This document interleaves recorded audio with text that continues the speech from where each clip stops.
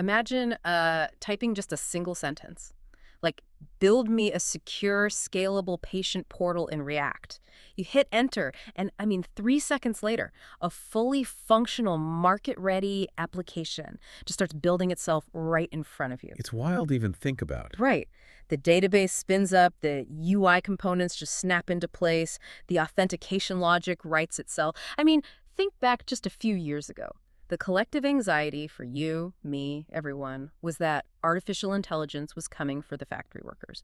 We thought it was replacing physical, repetitive labor. Yeah, the blue-collar jobs. Exactly. But today, the anxiety has totally moved up the stack. Now it's coming for the architects of the digital world. This is probably the single most disruptive shift the software industry has faced since, well, honestly, since the invention of the compiler. The conversations happening in engineering departments right now, they aren't just about adopting some new shiny tool. They're existential. Which brings us to today's focus. Welcome to this deep dive, where we are dissecting a super fascinating script excerpt from the Future Code podcast. It tackles basically the most fiercely debated question in Silicon Valley right now. Can AI actually build apps entirely on its own? It's the million-dollar question. Yeah. Or I guess the billion-dollar question now. Seriously. So our mission for you on this deep dive is to, cut through all that extreme noise and isolate the actual signal. We are separating the venture capital marketing hype from the hardcore engineering reality. We want to figure out if human developers are truly becoming obsolete, or if AI is just like the world's most sophisticated calculator. And unpacking the nuances here is just so critical because the reality of the tools we have today is staggering. Yeah. Like, even when you totally strip away that hype you mentioned, we really have to look at the actual mechanics of what is happening under the hood here. Right. And to really understand the shockwave, we have to contrast this with the reality of, say, 2019, because back then, coding was still fundamentally a manual craft. You were writing boilerplate syntax by hand. Oh, yeah. Tracking down a missing bracket line by agonizing line. Yes. Or spending, 4 hours deep in Stack Overflow just trying to figure out why a particular API endpoint kept throwing a 500 error. It was brutal. It really was. You were basically acting as the typist, the architect, and the janitor of your code base all at the same time. The shift we're seeing now is this massive move from manual creation to instant generation. Yeah. And it's not just one big monolith tool doing this, right? It's an entire specialized ecosystem operating at totally different layers of the development stack. Yeah, and the Future Code piece breaks down these different players perfectly. Like, you have GitHub Copilot, which operates at what we call the micro level. Right in the editor. Exactly. It sits right inside your IDE. It reads the local context of whatever file you're working in, and it just auto-completes the next block of logic as you type. And then you move up a layer of abstraction to the conversational model. So your ChatGPTs, your Claudes, those similar GPT architectures. Here, you aren't just auto-completing syntax anymore. You're actually generating entire architectures. Like, you could just ask it to design a REST API schema for a marketplace, and it outputs the full logic. But the ecosystem goes even further than that, which is crazy. We're seeing platforms like Replit AI that just remove the environment setup entirely. So you don't need to configure a local server or deal with dependency hell. Ugh, dependency hell's the worst. Right. Now you just generate and deploy directly in the browser, and then you have these dedicated AI-first IDEs like Cursor and Codium that actually index your entire massive code base to give you these highly contextual suggestions. Yeah, and at the absolute bleeding edge, you have autonomous agents like AutoGPT.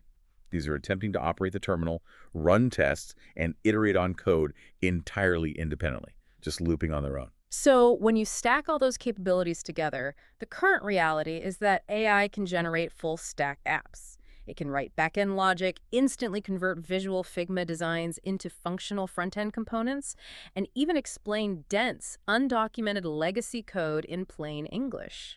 The barrier to entry has plummeted so fast that absolute beginners are deploying functional software. It's true. It's happening every day. But wait, I need to stop you there for a second, because this is where the definition of building gets super blurry for me.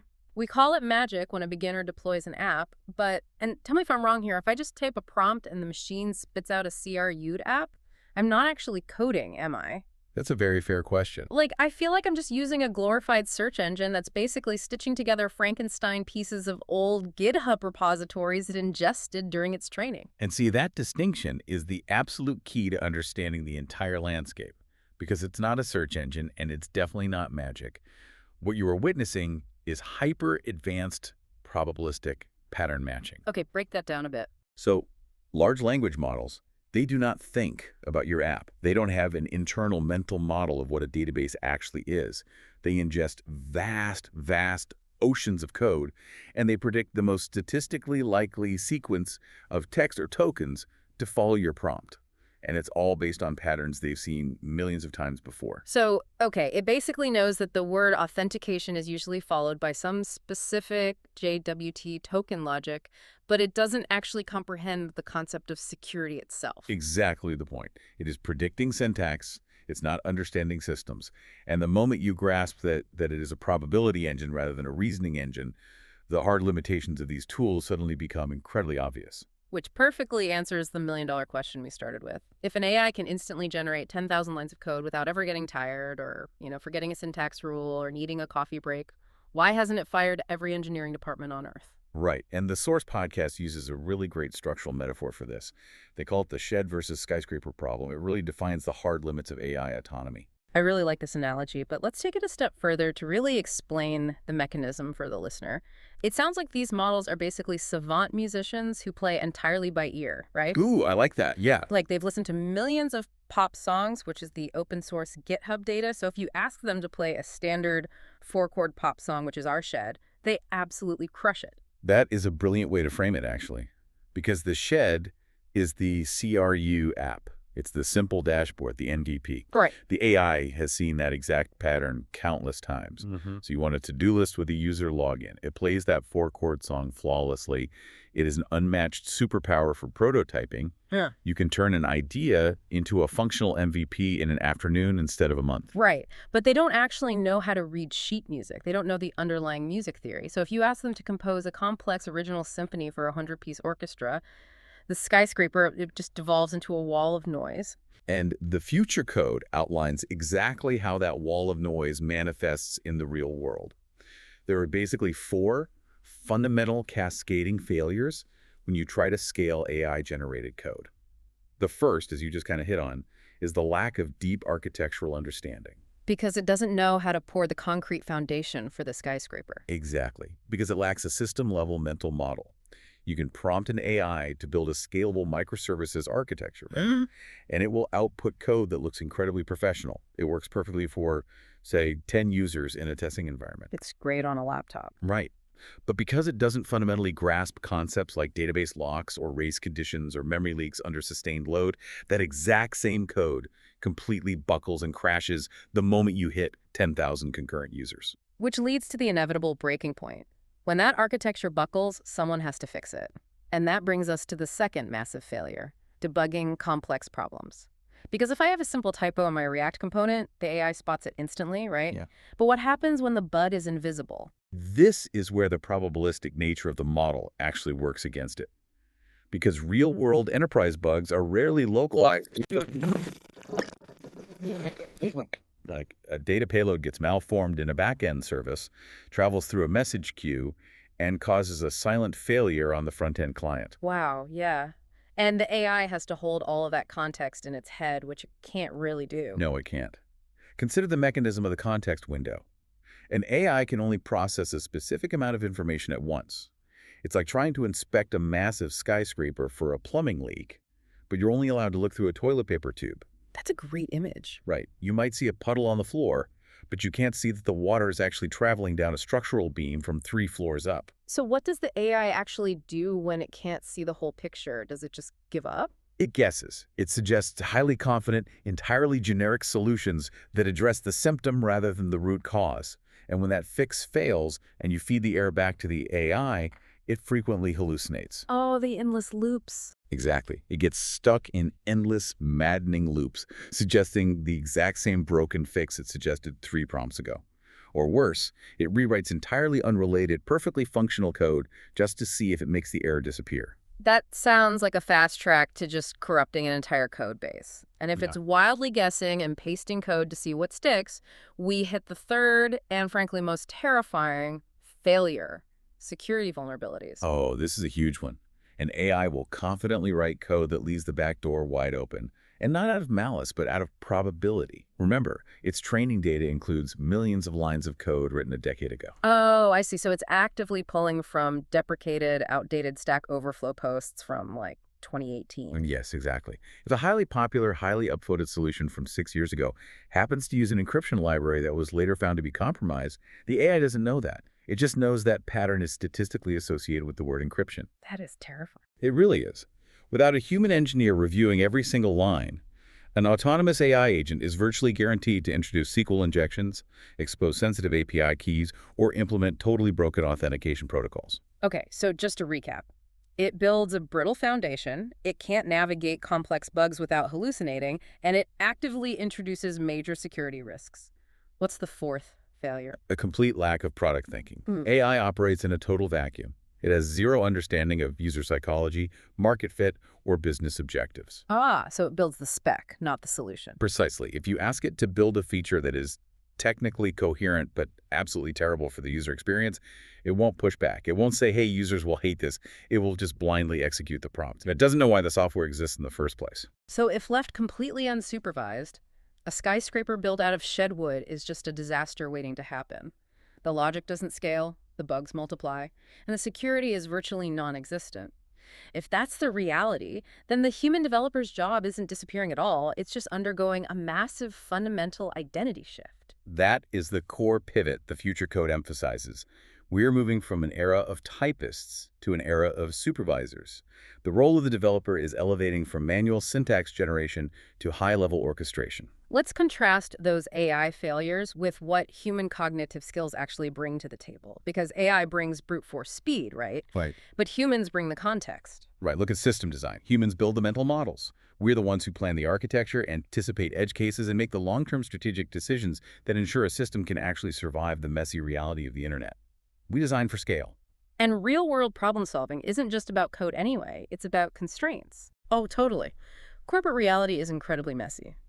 You might need to integrate a cutting-edge AI feature with a legacy banking database from 1999 that only accepts XML payloads. Oh man, the nightmare scenarios. And the marketing team needs it shipped by Friday. There's no training data for that specific chaotic scenario. Humans navigate trade-offs. AI demands a perfect vacuum. Which also applies to debugging, right? Yeah. A human can trace the context across those chaotic systems because we understand causality, not just probability. And crucially, humans bring true novelty. AI recombines the past, humans invent the future. Very well said. But hold on, I have to play devil's advocate here for a second. If the day-to-day job shifts from writing fresh code to constantly reviewing and fixing the AI's vulnerable, hallucinated code, aren't we just turning brilliant, creative engineers into full-time code reviewers? Because reviewing someone else's bad code is arguably way worse than just writing it yourself. Yeah, it is a very common fear.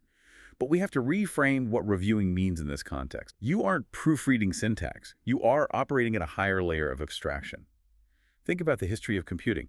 We went from literally punching holes in cards to writing assembly to high-level languages like Python and C++1.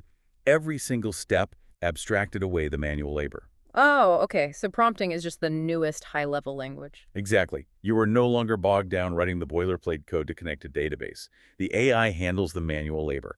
That frees your cognitive load to focus entirely on the hard parts, the business logic, the user experience, the system architecture. You aren't a proofreader, you are the strategic director. And when you combine the strategic, architectural mind of a human director with the relentless brute force execution speed of an AI, the productivity explosion is unprecedented. The math is staggering.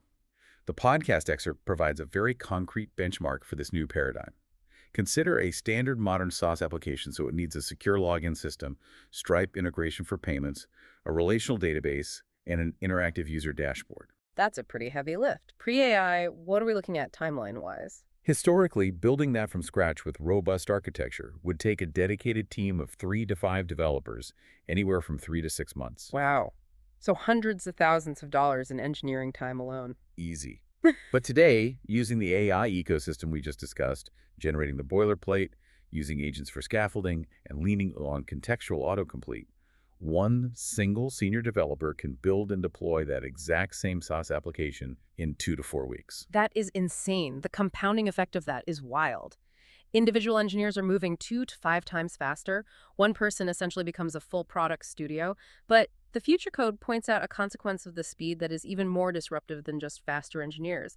They introduce this concept of vibe coding. Yes, this is the democratization of the build process. Vibe coding is basically what happens when non-developers enter the arena. I am fascinated by this term. Explain the mechanics of vibe coding for us. It essentially means that the barrier to entry for software creation has fallen to absolute zero. You do not need to know Python. You don't need to understand React state management.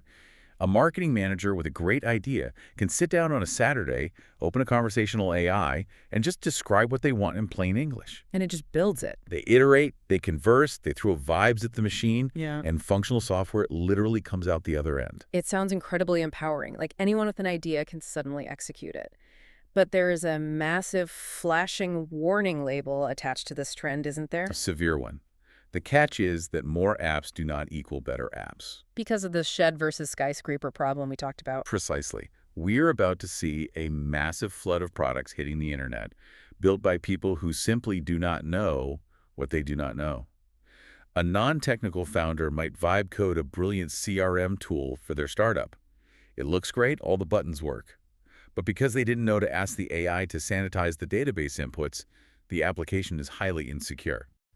So they deploy a ticking time bomb. They built a skyscraper out of shed wood, and they don't even realize the foundation is rotting. Exactly. Which is why the ultimate differentiator in the AI era is still deep expertise. Knowing how to build software properly, understanding the underlying architecture, the security protocols, the scaling bottlenecks, that is the only thing that separates a successful, enduring product from a catastrophic data breach. So, to synthesize this for you, the listener, if anyone can just speak an app into existence, having a unique idea is no longer the bottleneck. Execution is still the moat. The computer science degree, or at least the hard-won technical knowledge it represents, is what stops your brilliant vibe-coded idea from collapsing under its own weight on launch day.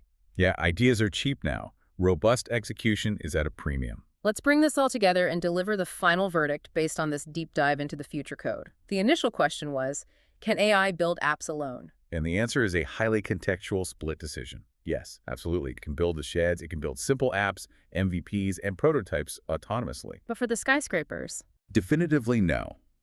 For complex, scalable, secure, real-world systems, AI completely fails without heavy human orchestration. AI is not replacing the developer, it is fundamentally transforming what it means to be one. So here is your ultimate takeaway as you navigate this massive industry shift. AI will not replace you, but a human using AI effectively absolutely will. The winners in this new paradigm are the creators who treat AI not as a threat, but as an exoskeleton. They will combine that uniquely human capacity for complex problem-solving and system design with the sheer, unrelenting speed of machine generation. The future really belongs to the orchestrators. It really does, but I want to leave you with one final thought to ponder, something that builds on that massive warning about the impending flood of vibe-coded software. We know that millions of people are about to unleash low-quality, insecure, brittle apps onto the internet. Which leaves you to wonder, as the digital world becomes absolutely saturated with cheap, AI-generated factory-line software that constantly breaks and leaks data, will expertly crafted, purely human-architected software soon become a highly sought-after premium luxury? Ooh, that's a very compelling paradigm shift to consider. Right. In a sea of automated noise, will the role of the careful, deliberate human digital craftsman actually become more valuable than ever before? Thank you for joining us for this deep dive. We hope this helped you cut through the hype and find the signal. Keep building, keep learning, and as always, stay curious.